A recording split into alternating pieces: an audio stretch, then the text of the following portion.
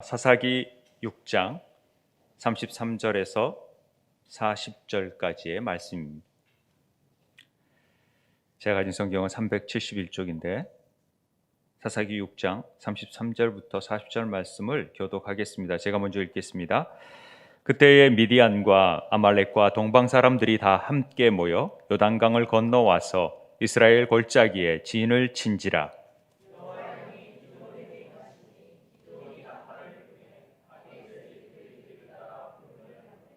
기드온이 또 사자들을 온 므낫세에 두루 보내매 그들로 모여서 그를 따르고 또 사자들을 아셀과 스불론과 납달리에 보내매 그 무리도 올라와 그를 영접하더라.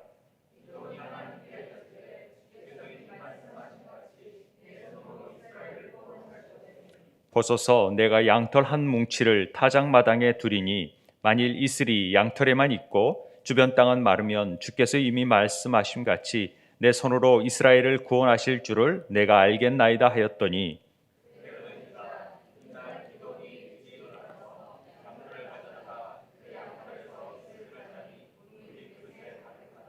기드온이 또 하나님께 여쭈되 주여 내게 노하지 마옵소서. 내가 이번만 말하리이다 구하옵나니 내게 이번만 양털로 시험하게 하소서. 원하건대 양털만 마르고 그 주변 땅에는 다 이슬이 있게 하옵소서 하였더니 양털만 마르고 그 주변 땅에는 다 이슬이 있었더라. 아멘. 할렐루야. 호산나. 주의 이름으로 오시는 이를 우리가 외치고 찬양하고 환영하는 종료주일입니다. 나귀를 타고 예루살렘으로 입성하셔서 이제 그 금요일 날 십자가를 지시는 상황, 그리고 부활의 영광을 누리시게 되는데요. 우리는 그 의미를 알기 때문에 이 종료주일에 의미를 부여하고 정말 이 땅의 진정한 승리자로 부활의 승리를 통하여서 이 땅의 죄를 멸하러 오신, 우리를 구원하러 오신 주님을 환영하고 호산나를 우리는 외치는 것입니다. 그러나 그 당시의 사람들은 정말로 예수님이 십자가를 질 것을 알았을까요? 그리고 그 일을 통해서 부활의 영광을 누릴지를 알았을까요? 아마 아무도 몰랐을 거라는 생각이 듭니다. 그러면서도 그들은 호산나, 우리를 구원하소서, 왕으로 오시는 일을 맞이했다라는 것입니다. 여기에는 자기가 로마의 압제에서 자기들을 구원해 줄 메시아로, 나의 소원을 이룰 나의 하나님으로 알았던 것이죠. 그래서 그렇게 외쳤던 것이지, 그분이 십자가를 통하여서 전 인류를 구원하기 위한 그 행보를 그들은 까맣게 모르고 있었을 거라고 생각이 듭니다. 그렇기 때문에 그들은 자기의 원하는 메시지가 아니었을 때, 그런 메시아가 아니었을 때 여지없이 그 모였던 군중들이 전부 다 예수를 십자가에 못 박으라고 얘기했다라는 것을 우리는 잘 알고 있습니다. 성경 곳곳에는 이런 엇박자의 모습들을 많이 볼 수 있습니다. 전부 다 자기가 원하는 신을 원하지 하나님께서 우리에게 보여주시는 하나님됨을 그대로 받아들이지 아니하고 그저 자기들이 원하는 신을 찾고 있었다라는 것이죠. 그래서 금송아지를 만들고 자기 스스로 바벨탑을 만들고 자기가 원하는 것들을 추구하기에 이르는 것입니다. 그런 일들은 기독교가 아니라는 것이죠. 정규 생활이지. 정말 주님이 원하시는 것은 우리 안에 있는 그 죄성을 다 제거하고 그리스도와 하나 되는 삶, 거룩의 삶이고 에하드의 삶이고 연합된 삶을 통하여서 그리스도의 새로운 심령으로 살아가기를 원하는 것이 하나님의 뜻이라는 것입니다. 그래서 우리는 이 종료주일을 맞이하면서 그런 하나님의 진정한 의미를 다시 한번 되새기면서 또 우리 안에 아직도 여전히 나의 나됨만을 추구하고 여전히 십자가의 의미를 모르고 그저 내가 잘 되면 되고 내가 잘 살면 되는 그런 메시아를 찾고 있는 것은 아닌지를 우리가 말씀을 통하여서 점검해 보면서 온전히 순전하게 하나님의 뜻을 쫓는 오늘 그런 시간이 되기를 부탁드립니다. 사사기에서 보면은요, 이스라엘 모습들을 바라볼 때 정말 하나님의 선택된 민족일까? 이런 사람들이 애굽에서 많은 기적을 엿보고 출애굽을 해서 가나안 땅에 정복할 때까지 얼마나 많은 일들이 있었습니까? 우여곡절 끝에 그들 가나안 땅을 정복을 했어요. 그리고 살아가는 모습들이 정말 하나님을 믿는 백성인지 의구심이 들 정도로 그들은 부도덕한 삶, 조금 불편하면 하나님 찾다가 또 편안해지면 하나님 몰라 하고 자기 소견에 오른 대로 행함으로써 정말 이렇게 악해질 수 있나 하는 것들을 우리는 사사기 19장, 20장, 21장에서 이렇게 여실히 느꼈던 것을 볼 수 있습니다. 우상 숭배나 지상들이 타락, 일반 사람들의 타락뿐만 아니라 지상들이 타락하고 또 12 토막 살인 사건, 이런 동성애, 또 동족 간의 전쟁들을 통하여서 한 지파가 멸해져 버릴 위기에 처하는 그런 일들을 보면서 참 이렇게 우리가 악할 수 있나 하는 부분을 여실히 느끼는 거죠.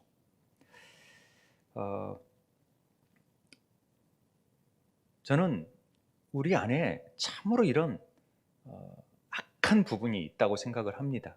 그 악한 부분은 뭔가 막 그 잔악한 얼굴을 하고 이렇게 악마를 보았다라는 영화에서처럼 막 극악무도한 일들을 저지른 그런 범죄자의 모습들을 보는 게 아니라 정인이를 죽음에 이르게 한 어떤 그런 잔혹성들을 어떻게 부모가 그럴 수 있나 그런 것들을 보는 게 아니라 그것보다도 더 무서운 것은 자기 안에 자기만을 위한 삶을 살면서도 아무렇지 않은 듯 그것이 죄가 아닌 듯 살아가고 있는 그런 모습들이 훨씬 더 악마적인 소양을 갖춘 모습이라는 것을 우리는 볼 줄 알아야 된다는 것이죠. 예를 들어서 국회의원이나 정치가들이 자기는 국민을 위한다 하면서 자기의 욕망을 막 추구하고 자기 소유를 막 챙기고 많은 재산을 축적해 놓고 이건 내 것이 아니다 하고 다 이렇게 말하는 것들은 너무나 가증스러운 일이 되어질 수 있다는 거죠. LH 사람들이 이건 내가 직장인으로서 당연히 그냥 누리는 것뿐인데 뭘 그걸 가지고 시기하고 질투하고 그러냐, 꼬우면은 이 회사에 들어와라고 말할 정도의 그런 자기 욕망 속에 사로잡혀 있는 자들이 바로 우리라는 것이죠. 이게 더 추악한 악마적인 본성을 가지고 있다는 것입니다. 우리가 못 느낄지 모르겠지만은 그냥 일반적으로 다 그렇게 사는 거 아닌가? 이렇게 여겨버리는 것들이 훨씬 더 추악한 일이라는 것. 사사기의 시대의 사람들은 다 그런 마음들을 가지고 있었기 때문에 그것이 죄인지도 모르고 자기 소견에 오른 대로 다 행했다라는 것을 우리에게 보여주는 것입니다. 그래서 오늘 사사기를 통하여서 공통된 주제가 뭐냐면 우리 안에 있는 나의 욕망과 내 육적 영광을 추구하고 있는 내 자아의 것들을 여실히 드러내서 잘라버려라. 이런 것들이 얼마나 무서운 일인지를 깨달아라 라는 것들을 사사기의 많은 사사들을 통하여서 드러내고 있다는 것입니다. 악마는 잔악한 얼굴을 한 게 아니라 오히려 우리를 죄짓게 만드는 것들이 악마의 짓기 소양일 수 있지만은 그보다 더 무서운 것은 이미 우리 안에 자리 잡고 있는 그 나의 나됨을 추구하는 본성, 나만 잘 살겠다고 하고 있는 것들이 더 썸뜩한 무서운 얼굴이라는 사실을 우리는 깨달아야 된다는 것입니다. 그런데 그걸 모르고 있다는 것이 더 무서운 일이죠. 나는 신앙생활 잘하고 있는데 라고 여겨지는 것이죠. 오늘 그 부분을 주님께서 정확하게 보여주시는 것입니다. 주님이 이 땅에 오신 것은 마귀의 일을 멸하러 왔습니다. 요한 1서에 보면은 8절에 특별히 죄를 짓는 자는 마귀에게 속해 있다. 그래서 마귀는 처음부터 범죄한다. 하나님의 아들이 나타나신 것은 마귀의 일을 멸하러 하셨다. 그럼 마귀의 일이 뭐예요? 마귀의 일은 죄를 짓게 하는 거예요. 죄를 짓게 하는. 죄가 뭐예요? 하나님과 멀어지게 하는 거예요. 스스로 자기 일들을 할 수 있다라고 생각하는 것들이에요. 하나님을 의지하지 아니하고 자기 뜻으로 살아가는 삶을 살아가는 것들, 자기 스스로 바벨탑을 만드는 것들이 죄라는 것입니다. 오늘 기도원을 통하여서 하나님은 우리를 구원하신 목적이 뭔지, 또 우리 안에 죄의 속성들이 뭔지를 깨닫게 하기를 원하신다라는 것입니다. 그 일이 오늘의 양털 시험으로 여실히 드러나게 된다라는 것을 말하고 있습니다. 자, 한번 보시죠. 사사 드보라가 죽고 이스라엘이 또 여호와의 목전에서 악을 행하자 하나님이 미디안을 들어서 이스라엘을 치시기 시작합니다. 미디안이라는 족속을 우리는 잘 알고 있습니다. 모세가 마지막 죽으면서 민수기 32장에서 유언을 남기죠. 뭐라고요? 이스라엘의 자손의 원수 미디안을 갚으라. 그 후에 내가 내 조상에게 돌아가리라. 마지막 미션이 너는 미디안을 완전히 쳐 죽이고 너는 죽을 것이다. 이렇게 말했다라는 거죠. 우리 다 말씀을 배웠으니까 알죠. 저번에 설교 들었으니까. 미디안이 뭡니까? 미디안이라는 단어를 살펴보면은요, 논쟁, 불화, 다스리다 라는 의미가 있다라는 거죠. 미디안은 그냥 여러분들이 인터넷에 쳐보면 그냥 미디안, 그냥 이름, 고유명사 이렇게 나와있지만은 이 마돈이라는 말에서 유래되었다고 합니다. 사전을 찾아보니까 마돈이라는 말은 논쟁, 다툼이라는 거죠. 미디안이라는 것은 우리 안에 진리를 있는 그대로를 받아들이지 못하게 하는 요소들이에요. 그래서 하나님의 말씀은 진리이기 때문에 그냥 받아들이면 되는데 꼭 논쟁을 일으키는 사람이 있어요. 예를 들어서 우리가 쉽게 창조론, 진화론을 가지고 있을 때 창조론이 하나님께서 창조하셨다 그러면은 그냥 그대로 받아들이면 되는 것인데 꼭 과학적인 논리를 따지고 이것은 창조가 아니고 진화다라고 얘기하는 논리를 일으키는 자들은 다 미디안적인 속성을 가지고 있다는 것입니다. 그래서 늘 진리를 받아들이지 못하도록 시비하고 논쟁을 하게 만드는 것이 하나님의 원수입니다. 그래서 이것들은 반드시 제거돼야 되는 것이죠. 그래서 절대 나타나지 않다가 지금 평안하고 하나님을 알지 못할 때 지금 미디안이라는 족속이 나타나서 이스라엘에게 어떤 일을 행하는지 아십니까? 잘 보시면 파종할 때예요. 사사기 6장 3절 6절에 보면은 파종할 때라는 것은 곡식을 거둘 때잖아요. 영적인 의미로 본다면은 영적인 열매를 거둘 때예요. 하나님의 말씀을 받아들여서 그 말씀을 소화하고 말씀을 저장하고 말씀을 챙기는 상황 속에서 이 미디안들이 나타나는 거예요. 아말렉들이 나타나는 거예요. 그래서 하나님의 진리됨을 얻어가지 못하도록, 영적인 추수를 못하도록 자꾸만 막아버리는 일을 하는 거예요. 진을 치고 가사에 이르지 못하도록 토지수산을 멸하여서 절대 모든 것들 남기지 못하도록 다 쓸어가 버리는 거예요. 그러니까 궁핍해져요.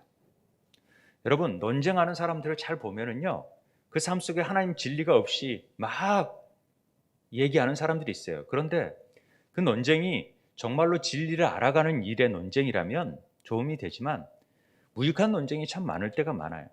그런 논쟁을 통하여서 공허해져요. 하나님 앞에서 자기가 알면 뭘 알겠어요. 인간의 지식이. 그걸 뭐 과학적인 지식이 어쩌느니 뭐하니 탄소 측정이 뭔 증거가 어떻게 그게 더 확실함이 있어요? 그럼에도 불구하고 자기들은 그렇게 얘기하는 거예요. 그러니까 공허해져요. 그 마음.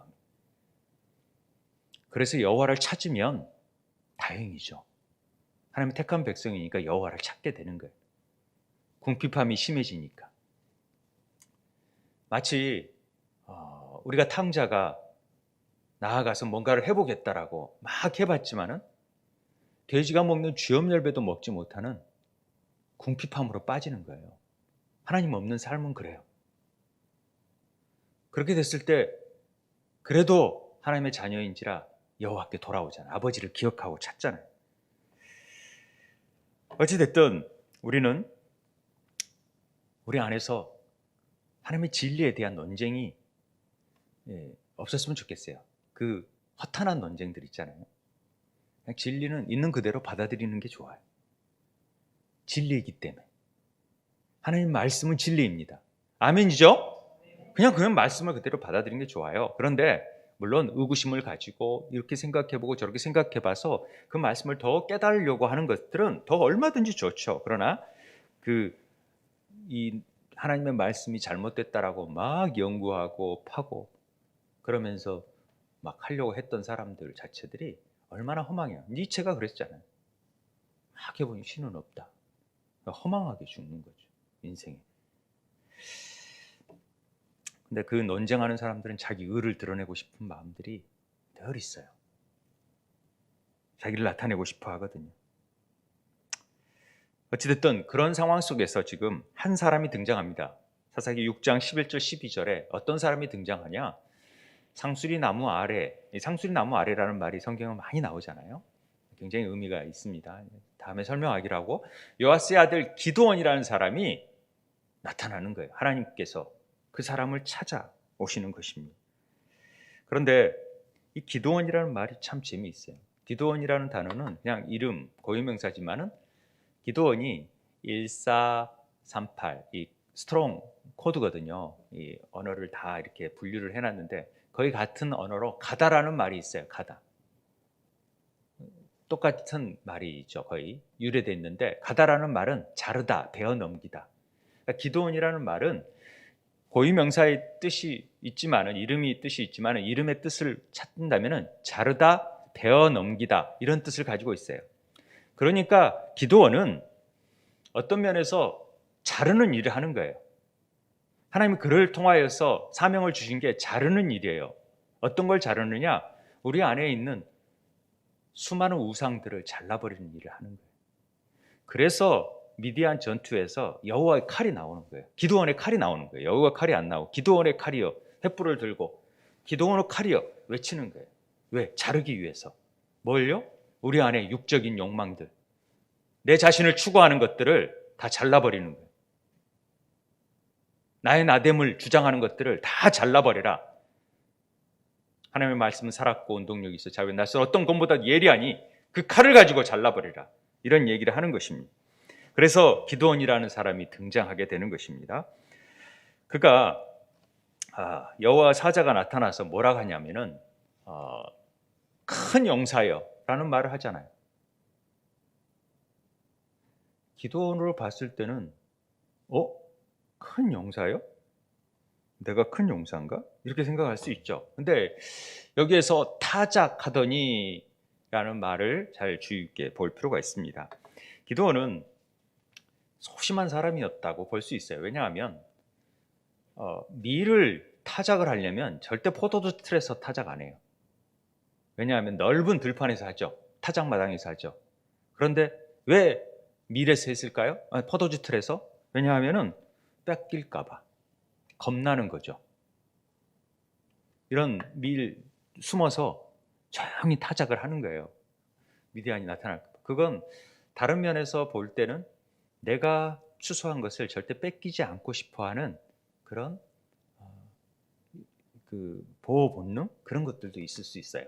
근데 한편으로는 또 소심하다 할 수 있지만 또 조심성이 있는 모습을 가질 수도 있다라는 것이죠. 어찌 됐든 그를 큰 용사라고 하는 것입니다. 난 지금 막 두려워가지고 이러고 있는데 나보고 큰 용사라니 놀리는 것인가? 이런 생각을 할 수도 있지만 이 큰이라는 말을요 잘 보시면 아주 재미있습니다. 이 하일이라는 뜻이거든요. 큰이라는 거. 제가 예전에 여러 번 말씀을 드렸지만 그때는 히브리어를 얘기하지 않고 그냥 큰이라는 다윗의 열쇠는 하늘에서 내려온 이라는 뜻을 가진 것이다. 큰이. 그래서 큰 물고기, 큰 대저, 큰 나팔 얘기를 막 하면서 그런 얘기를 나누었는데 이 큰이라는 말은 하일이라는 말은요. 하이가 생명이에요. 생명이 지팡이, 막대기를 뜻하는 라메드라는 단어하고 연결이 되면은 하늘에서 내려온 연결된 생명을 뜻해요. 그러니까 무언가 연결이 되어 있는 것이죠. 그러니까 큰이라는 것은 하나님의 능력을 얘기하는 것이고 하나님의 힘을 의미하는 것, 하나님의 재산, 하나님의 군대를 의미해요. 그러니까 큰 용사여라는 말은 이건 하나님의 능력 가운데에서 용사가 된다라는 얘기를 하고 있는 것입니다. 능력의 근원이 누구라는 거예요? 하나님이라는 거예요. 하나님. 여러분 이걸 잘 아셔야 돼요. 세원교회는 작은 교회예요. 근데 하나님이 큰 교회다 하면은 큰 교회가 되는 거예요. 숫자가 중요한 게 아니라, 건물이 커서가 아니라 하나님의 능력이 함께 하시면 큰 교회가 되는 거예요. 아무리 큰 교회를 이루었다 그래도 하나님의 능력이 없으면 큰이라는 말을 쓰지가 못해요. 하나님께 연결된 생명이 없으면 큰 교회는 아니라 무너져 버리는 거예요. 반석에 세운 교회가 아니기 때문에.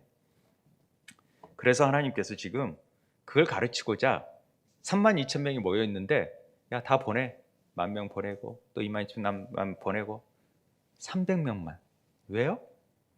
숫자의 싸움이 아니에요. 하나님의 싸움. 그래서 이 싸움의 모든 근원이 하나님께로부터 능력으로 나타난다는 것을 지금 기도원을 통하여서 가르쳐주고 있는 것입니다.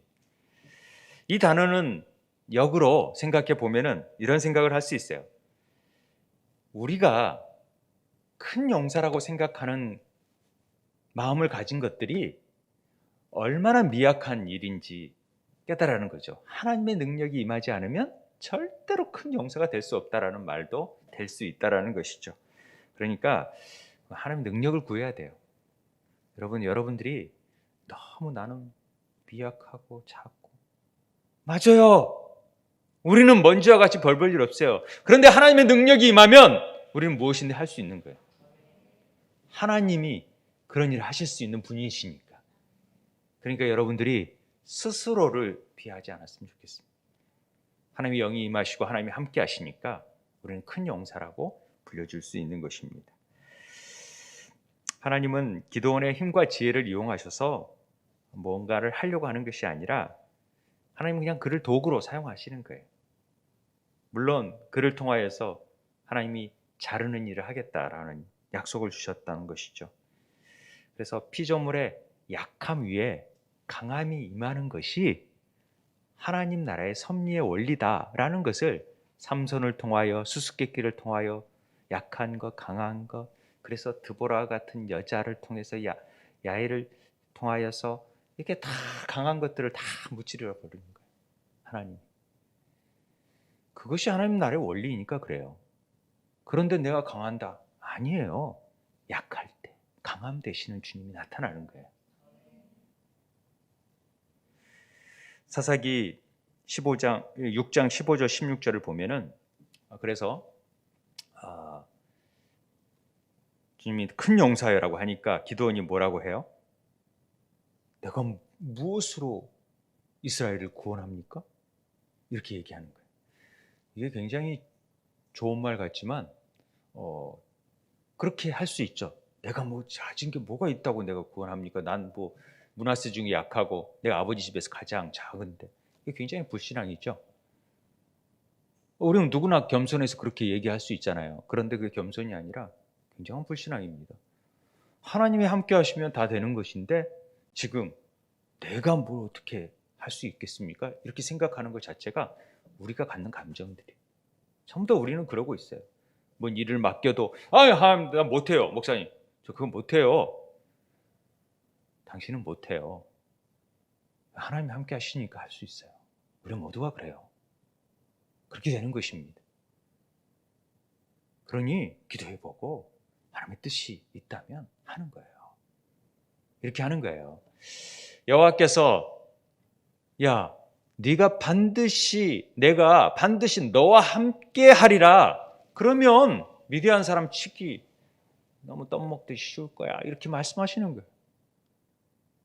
여러분 너와 함께 한다라는 사실을 잊지 마시기 바랍니다. 임마누엘 하신다고 말씀하세요.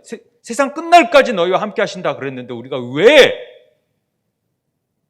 소심하고 좌절하고 넘어지고 나는 안 돼 하는 거예요. 아니라는 거죠. 뭘 못해요? 하나님이 하세요. 그걸 믿고 나아가는 믿음이 중요하다는 것이죠. 그래서 오늘 이스라엘을 구원하리까라는 말 속에서 구원 얘기를 하는 거예요. 어느 시점. 그러니까 본격적으로 이제 구원 얘기를 하겠다라는 것을 읽을 줄 알아야 돼요, 우리는. 아, 지금 이스라엘의 구원 얘기를 하는구나. 자, 어떤 얘기가 펼쳐지는 시점을 17절에 이제 그게 나옵니다. 기돈이 그에게 대답하되 내가 주께 은혜를 얻었사오면 나와 말씀하신 이가 주 되시는 표징을 내게 보여주셔서, 그래서 표징을 보여달라 그래요. 내가 하나님 구원하신다면 표가 있어야 됩니까? 그 표징이 뭐예요? 어트라고 그랬잖아요. 어트. 표징. 어트 설명한 거 기억나세요? 어트라는 말이 재미있는 게 알렙, 바브, 탓 말인데, 알렙이라는 단어는 그 상형의 의미가 하나님이라는 뜻이었었고, 바브는 못이라는 뜻이었어요. 그 다음에 타트는 십자가라는 뜻을 표현했다고 했죠. 그러니까 이 표징이라는 말은 십자가에 못 박힌 하나님이라는 뜻이에요. 그러니까 표징을 달라, 그런 것은 다 예수 그리스도를 표현하는 의미예요. 표징 자체가. 그러니까 내가 못하는데 예수님이 있어야 된다는 것을 보여달라는 것을 얘기하는데, 기도는 그 말을 의미를 모르지만은 우리는 아는 거죠. 그게 제가 이 말을 제가만 한다 생각하니까 우스울 것 같아서, 혹시 그래도 공신력 있는 히브리서 속에 숨겨진 복음이라는 책이 있는데, 그 책의 한 페이지에 보면은 이게 돼 있습니다. 어트 표징이죠. 그러면서 알레, 바브, 타브. 그래서 하나님 못 십자가에서 십자가에 못 박힌 하나님이라는 뜻이다. 표적 이적은 이렇게 되어 있는 것을 제가 그냥 따온 것뿐이에요. 제가 뭐 그게 아니라 그냥 책에 있는 내용을 그대로 따온 건데, 이런 뜻으로 보여진다라는 것이죠. 그래서 지금 이 표징을 통하여서 나타내고자 하는 것이 뭔지를 우리는 살펴볼게요. 지금 하나님의 사자가 그에게 나타나서 이제 그 표징을 보여주고자 하는 거예요. 예비 작업을 하는 거예요. 그게 뭐냐면 고기와 무교병. 여러분, 고기 무교병 떠오르면 뭘 떠올려요? 유월절 사건이 떠오르잖아요.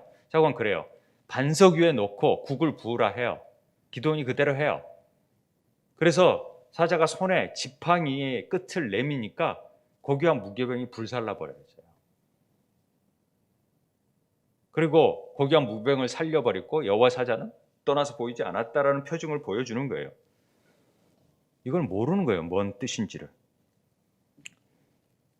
그러니까 기드온이 더 구체적인 증거를 보여달라고 하는 거죠. 아니, 이렇게 불을 보여주고 그랬으면 엘리야가 갈멜산 전투에 있어서 똑같은 다 물을 부어라 그랬지만 불이 떨어져 가지고 여호와가 구원하시잖아요. 이런 사건을 보여주는데도 잘 모르는 거예요. 이걸. 그러니까 십자가를 보여주는데도 몰라요. 우리들이 예수 그리스도 십자가의 의미를 보여주는데도 모르고 그저 호산나 내 목적을 위한 주님만을 부른다라는 거죠. 그러고 있다라는 것입니다. 그래서 등장하는 것이 양털 시험이에요. 22절 24절에 보면은 여호와가 내가 주님을 대면하여 봤다라는 거죠. 지금 여호와 사자를 봤다는 거, 하나님을 본 거예요. 얼굴을 보면은 죽는 거예요. 그런데 안심해라, 두려워 말라, 죽지 않을 것이다. 그러니까 기드온이 여호와를 위해서 제단을 쌓고 뭐라 그래? 여호와 샬롬이라는 말이 나와요.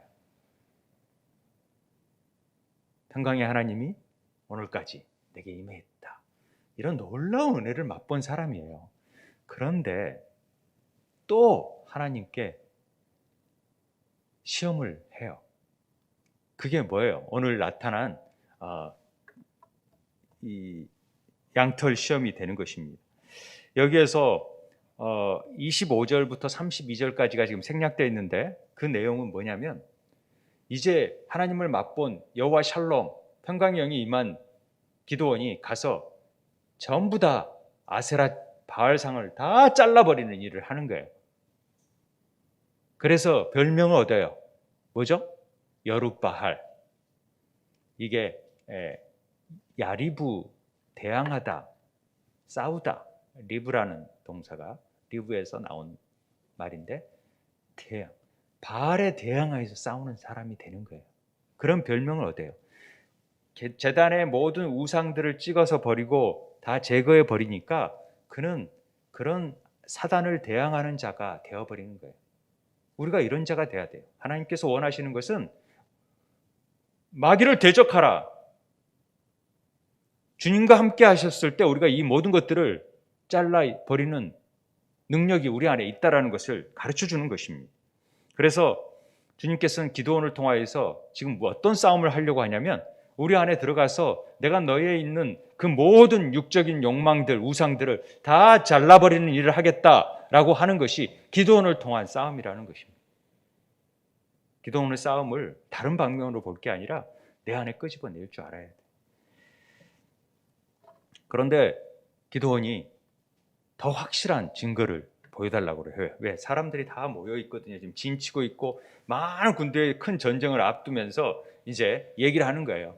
어떻게 해야 될지 지금 해달라고 하는 거예요. 그래서 36절, 37절에 보면은 내가 정말 내 손으로 이스라엘을 구원할 것 같으면 하나님 정말 내가 볼 때 이런 양털 한 뭉치를 가지고 이슬을 양털에만 있고 이런 것, 그래야 내가 내 손으로 이스라엘을 구원할 줄을 내가 알겠다라는 일을 하는 거예요. 이게 왜 그러죠? 여러분, 이런 정도라면은 정말 확신이 필요하고 지금 막 앞에 진치고 있는 사람들이 많은 정도라면 저라면 천둥을 치게 해주십시오라든지 우박이 내리게 뭔가 좀 확실한 일들을 좀 보여주셨으면 좋겠어요. 그런데 그냥 양털에 이슬을 맺히는 것을 해달라는 양털 시험을 하냐는 거죠. 이게 왜 이런 일들을 행할까 생각 안 해보셨어요? 저만 생각을 하나? 근데 왜 이런 걸 했을까라는 생각이 들어요. 36절, 37절에 보면은 그렇게 얘기가 나오죠. 그런데 33절에 너무나 많은 군대들이 지금 와 있어요. 진치고 있어요. 미디안 다 함께 모여서 요단강 건너와서 이스라엘이 진치고 그럴 때 여호와의 영이 임해요. 이 34절에. 아주 전 중요하게 보는 부분입니다. 여호와의 영이 임하면서 이제 많은 이스라엘 사람들도 므낫세 사람들도 납달리 다 오게 되죠. 와가지고 서로 진을 치고 있는 상황 속에서 이 시험을 하는 거예요. 많은 사람들에게 하나님께서 어떻게 구원하는지를 좀 보여주십시오. 내가 어떻게 할지 보여주십시오. 라는 말 가운데에는 그런 의미가 담겨져 있는 것이죠. 이건 하나님, 저 아직도 불안하니까 하나님 확실함을 보여주세요. 라는 표면적인 이유가 있을 거예요. 그런데 그 이면에는 하나님은 그 일을 통해서 정말로 표징이 뭔지를 우리에게 가르쳐주고 싶은 거예요. 정말로 이스라엘 구원하는 일이 뭔지를 가르쳐주고 싶은 거예요. 그런데 기드온 입장에서는 이 일을 통해서 하나님의 뭔가가 표징이 나타나면 나는 내가 봐라, 하나님이 나를 이렇게 세우는 자야. 내가 큰 용사가 되는 거야. 이러면서 우쭐거릴 수 있는 부분이 있지 않겠어요? 저도 그래요. 제가 막 숫자가 막 늘어나고 제가 기도하고 막 병자들이 낫고요. 제가 설교를 막 잘하면요. 막 사람들이 우리 목사님 너무 잘한다 막 그러면 제가 우쭐해지지 않겠습니까? 그건요. 또 다른 제 안에 교만이, 사단의 악마의 모습이 보여지는 거예요. 여러분, 이걸 정확하게 보고 깨달을 줄 알아야 돼요. 그래야 십자가 앞에 죽죠. 안 그러면 이것들 때문에 우리는 망해요. 제가 많은 교육자들을 봐요. 목회자들 끝에 가서 능력이 많은 사람이라도 이 부분을 해결하지 못하면 하나님께 쓰여지지 못해요. 잠깐의 쓰임을 받았더라도 하나님께 평가받지를 못해요. 올바르게. 왜요? 그 교만 때문에. 그 영광을 자기들이 다 취해버리니까. 하나님께 돌릴 영광들을. 우리 안에 이런 모습들이 있거든요. 어떻게 하면요 자랑하고 싶은 마음이 있어요. 우리 안에 내 이름을 좀 드러내고 싶고 과시하고 싶고 이런 마음들이 있어요. 그런데 그 능력이 누구에게서부터 왔다고요? 하나님께 온 자예요. 우리들은 먼지와 같은 자예요. 우리들을 통해서 뭘 할 수 있어요? 하나님이 함께 하시니까 이 일을 하는 거죠. 그런 마음을 끝까지 갖고 있어야 돼요. 그런 마음이 문득문득 들 때마다 빨리 그것들을 십자가 앞에 내려놓을 줄 알아야 된다는 거죠. 그렇지 못하면 우린 넘어져요. 서운하고 날 안 알아주네 이래버리는 순간 사단이 미디안이 되어져서 우리를 넘어오는 거예요. 그럴 때 기도원을 통하여서 그걸 잘라버려라. 지금 이 싸움을 하는 거예요. 여룻바알 사단에 대응해서 깨뜨려버려라. 자아를 부인하는 자들이 되어야만이 십자가의 길을 걸어갈 수 있다 말씀하시는 거예요. 그게 하나님이 원하는 기드온의 용사들이에요. 그런 용사들을 원한다. 그래서 36절 37절에 하나님 제가 정말 내 손으로 이스라엘 구원하시거든 뼈를 벗어서 내가 양털 한 뭉치를 타작마당에 둘 테니까 이슬이 양털에만 있고 주변 땅은 마르게 하여 주시면 내가 알겠습니다. 이스라엘 구원하는지를. 그래서 우리는 이 말을 좀 주의 있게 봐야 돼요. 구원, 양털, 한 뭉치, 타작마당, 이슬 이게 과연 뭐야? 마르면 이게 뭐야? 이걸 볼 줄 알아야 되죠. 자 보죠. 양털이라는 단어를 제가 찾아보니까 체메르라는 단어입니다. 이게 양털이라는 뜻이에요. 양털, 처음에 제일 양털이라는 말은 체메르인데 이 말이 어디서 왔나 봤더니 마라에서 왔대. 오늘 여러분 룻기를 읽으신 분들은 나를 나옴이라 하지 말고 뭐라고요? 마라라고 하라. 마라의 쓴물 기억나십니까? 이건 쓰다, 고통스럽다. 여호와가 나를 괴롭게 했다. 그런 의미가 포함되어 있어요. 이 마라라는 건. 근데 체마르는 그 고통에 낚여져 있다는 낚시의 의미거든요. 걸려 있다라는 거죠, 제가. 이 양털 안에는. 그런데 한 뭉치가 이 한 뭉치는 가짜즈라는 말에서 털을 깎다라는 말에서 유래된 말이거든요. 이것도 양털이라고도 하고 양털 한 뭉치라는 말로 이렇게 구분해서 썼어요. 그런데 양털의 털을 깎는다라는 것은 굉장히 고통스러운 일이에요. 안 그래요? 그런데 어린 양이 누구예요? 예수님께서 십자가에서 자기 털을 깎는 듯한 느낌을 갖는 거예요. 그 십자가의 고난 아닙니까? 보세요. 이사야에서 분명하게 우리에게 얘기해 줍니다. 뭡니까?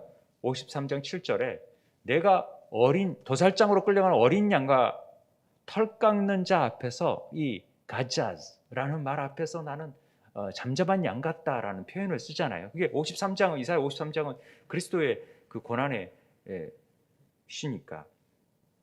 그러니까 이 일을 통해서 십자가에서 자기 자신을 베어버린 분이 바로 예수님이세요. 그게 우리가 할례라고 했잖아요. 할례. 이 바타르는 언약, 이 베리트라는 언약으로 이어질 수 있어요.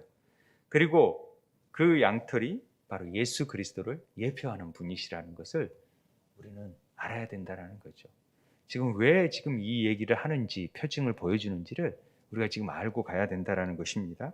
그래서 양털은 십자가에서 기도원과 같이 선택받은 자들을 위해서 스스로 멸절당하신 예수 그리스도를 예표하는 표현으로 양털이 등장하게 되는 것입니다. 그런데 이 일이 어디서 일어나고 있어요? 타작마당에서 일어나고 있어요.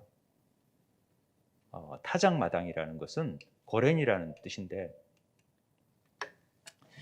이 고렌은 사용하지 않는 어근 가란이라는 말에서 유래를 했대요. 그러니까 이 가란을 찾아보니까 이런 말이에요. 높은 산을 평탄케 하시고 굽은 길을 평탄케 하시는 하나님. 이 말에서 가란이라는 말이 사용된 건데 하나님께서 타작마당이라는 것은 평탄케 하는 일을 하는 거예요. 그것과 함께 타작이라는 것은 추수를 할 때 밀을 때리는 것은 뭡니까? 알곡과 쭉정이를 나누는 일을 해요. 타작마당에서. 그러니까 이 타작이라는 것은 하나님의 구원과도 연관이 있고 심판과도 연관이 있는 장소예요. 그래서 오늘 룻기를 보면은 전부 다 타작마당에서 이루어지는 일이라는 것을 여러분들이 읽어보신 분들은 계속 타작마당이 나온다는 걸 아세요? 타작마당에서 보리를 까부리는데 타작마당에 내려가서 뭐 하고 타작마당에서 둘이 이불을 덮고 자고 있고 너 누구야? 그랬더니 나오미의 뭐 며느리입니다. 뭐 해가지고 기업 물을 짭니다. 뭐 그런 얘기 다 나오잖아요.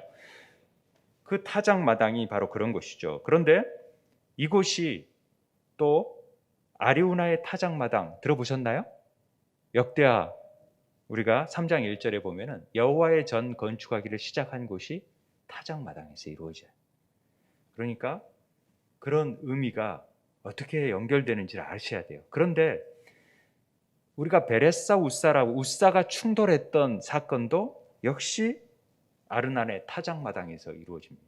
그러니까 타작마당은 하나님의 무지를 깨뜨려 버릴 수 있는 곳이 타작마당이에요. 우리 안에 있는 무지를 깨뜨려서 하나님의 구원의 열매를 온전히 임할 수 있게끔 만들어 놓는 것이 타작마당이라는 것입니다. 그래서 양털이 나오고 타작마당이 나오고 그 다음에 우리가 잘 알 수 있는 이슬이 등장하는 것입니다. 이슬이라는 말은 탈이라는 단어예요. 탈 단어. 이 탈이라는 단어는 테트와 이 라메드라는 단어가 나오는데 테트라는 말은 뱀의 형상이에요. 뱀은 지혜를 뜻해요. 그러니까 라메드는 막대기를 뜻하는데 이슬이라는 것은 하나님의 지혜와 은총을 예표하는 뜻으로 이슬이 등장해요. 그러니까 이스라엘 사람들에게서는 이 탈이라는 이슬은 하나님의 지혜가 임하는 걸로 여겨지는 것이죠. 그래서 신명기에 보면은 내 교훈은 비처럼 내리고 내 말이 이 이물이 이슬처럼 맺힌다. 그러니까 말은 이슬처럼 맺히는 거예요. 그러니까 하나님의 지혜는 하나님의 말씀이에요. 하나님의 말씀이 뭐예요? 예수 그리스도라는 거예요. 그래서 그 지혜를 통하여서 여호와의 이름을 전파하고 그가 반석이시고 그가 완전하시고 그의 모든 일을 정의롭고 진실하고 거짓 없이 하나님이시니 공의로우시고 바르신 일을 행하는 거예요. 우리가 증거하는 거예요. 그래서 이슬이 임해야 되는 거예요. 잠언 19장 12절에 그의 은택은 풀의 이슬 같다라는 표현처럼 하나님의 은총이 임해하는 것이에요. 그래서 만나를 이슬같이 내리는 거예요. 만나가 생명의 양식이기 때문에 만나가. 그래서 이슬은 하나님의 지혜와 은총인 것이고 생명을 유지할 수 있는 양식이 이슬 안에 있기 때문에 그렇습니다. 그러니까 우리가 아는 이슬로 여겨버리면 그건 1차적인 해석뿐이 못해요. 그러니까 영적인 의미로 들어가야 이슬의 참된 의미를 알 수 있는 것이죠. 그러니까 이슬이라고 지칭하는 것은 인간의 영혼을 살리는 하나님의 말씀이고 그 말씀이 예수 그리스도라는 것을 알 수 있습니다. 그래서 기드온은 엄청난 표징을 봤죠. 하나님을 대면하고 그랬지만은 하나님이 진정 우리에게 이루시고자 하는 일들이 더 확실히 필요했고 그걸 느끼고 싶었는데 그걸 알려줘도 깨닫지 못해요. 그냥 피상적으로만 알죠. 정말 하나님이 이런 놀라운 일들을 이루셨고 이스라엘 땅에는 그냥 이슬이 잘 안 맺히는데 이게 맺혀지면은 참 얼마나 기적적인 일이니까 이거 정말 되는 것 그렇게 해석을 할 수밖에 없어요. 그런데 그건 1차적인 뜻이고요. 이걸 통해서 예수 그리스도가 어떻게 우리의 은혜 안에 덮여지는지를 가르쳐 주시는 일이라는 이스라엘의 타작마당을 구원과 심판을 통하여서 하나님이 하나님의 은혜와 이슬인 말씀을 통하여서 예수 그리스도에 의해서 이루어지는 것이 우리의 구원이다라는 것을 지금 얘기하고 있는 것이죠. 그래서 하나님께서 그 시험에 순순히 응해요. 네가 뭐라고 하나님을 시험하냐 이렇게 말하지 않아요. 이를 통해서 내가 가르쳐주고 싶은 거예요. 하나님의 비밀을 드러내고 싶은 거예요. 귀 있는 자만 듣는 거예요.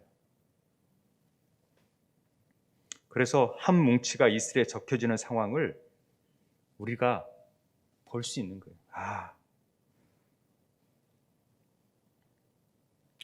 예수님이 십자가의 사건을 돌아가셨구나. 슬프다.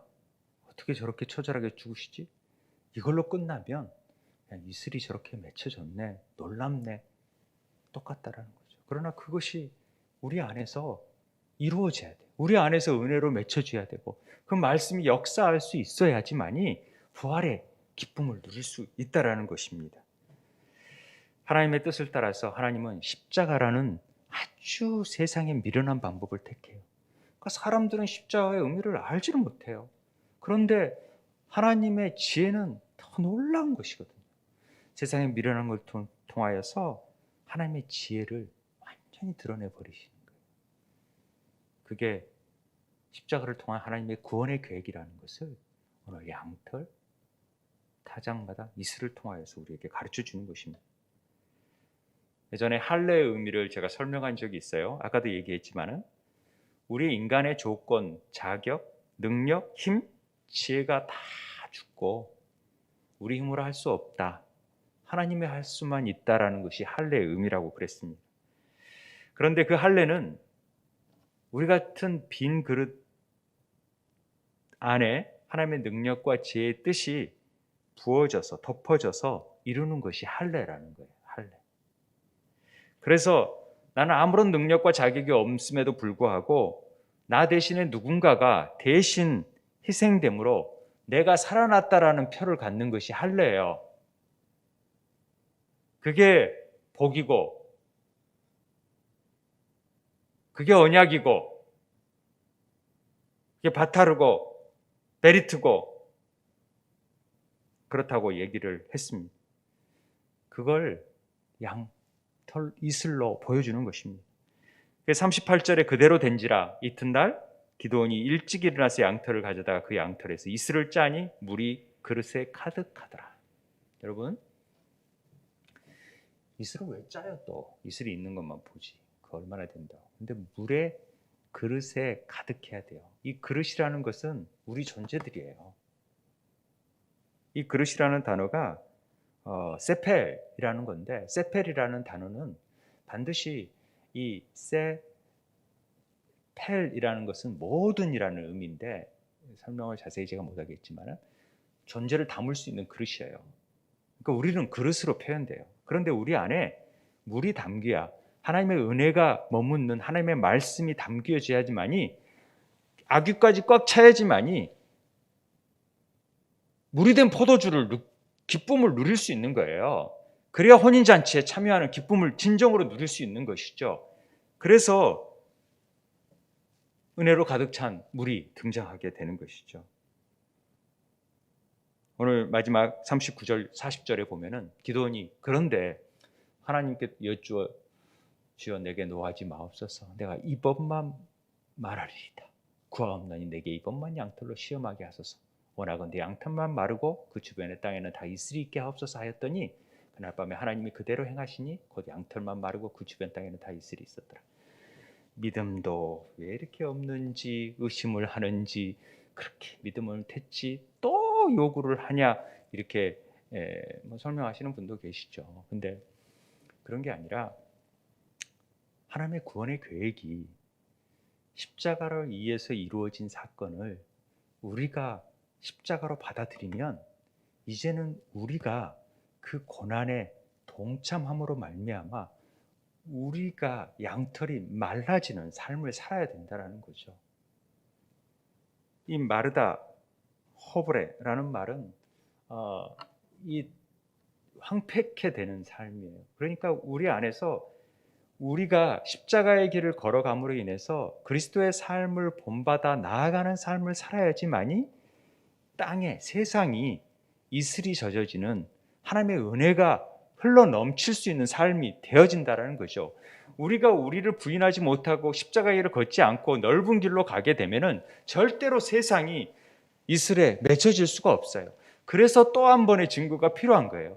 우리가 그리스도 안에서 십자가의 은혜를 느끼면은 우리도 십자가의 삶을 살고자 하는 삶의 결단이 이루어지고 그 길을 걸어가는 일을 행해야지만이 이 세상이 하나님의 말씀 안에서 물이 바다를 덮은 같이 온 땅이 하나님을 아는 지식으로 충만하게 되는 역사가 이루어진다라는 것입니다. 그런 은혜를 우리가 누릴 줄 알아야 한다라는 것입니다. 우리 안에서 영적 열매를 뺏어가는 이 미디안의 세력을, 그래서 횃불과 항아리와 기드온의 칼을 통하여서 잘라내야만 되는 것입니다. 이 싸움을 하는 기도원을 통하여서 이 싸움을 하는 거예요. 그 300명이 하나님께 정말 하나님의 능력을 힘입어 나아갈 수 있는 자들을 원하는 것입니다. 오늘 우리가 종료주일을 맞이하면서 여전히 내 안에, 우리 안에 다 있어요. 정말 여전히 내 안에 나를 추구하는, 내 의를 추구하는 이것들을 다 내려놓고 말씀 안에서 십자가 앞에서 그리스도와 하나 되는 하나의 삶을 살아야지만이 그것이 진정한 그리스도의 삶이다, 거룩이다, 이 얘기를 하는 거예요. 전부 다 성경 자체가 여기에 초점이 맞아요. 우리가 그리스도 안에서 연합된 삶을 살아가라. 그래야지 하늘과 땅이 하나가 되어질 수 있다. 그게 창세기 1장 1절의 내용입니다. 태초에 하나님이 천지를 창조하신 이 창조가 땅과 하늘이 하나 돼.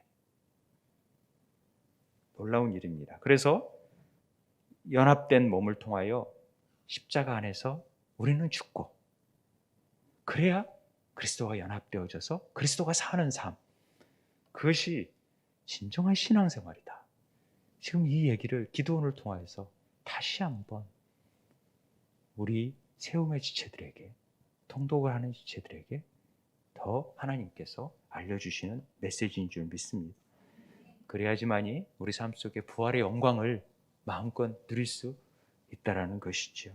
그런 은혜가 넘쳐나게 되기를, 그래서 사순절 기간이 여러분의 삶 가운데 끊임없이 자아 욕망을 무너뜨리고 잘라버리고, 그래서 그리스도와 함께 동행하는 삶을 살아가는 은혜를 누리는 복된 정말 고난 주간이 되기를 주의 이름으로 축원드립니다.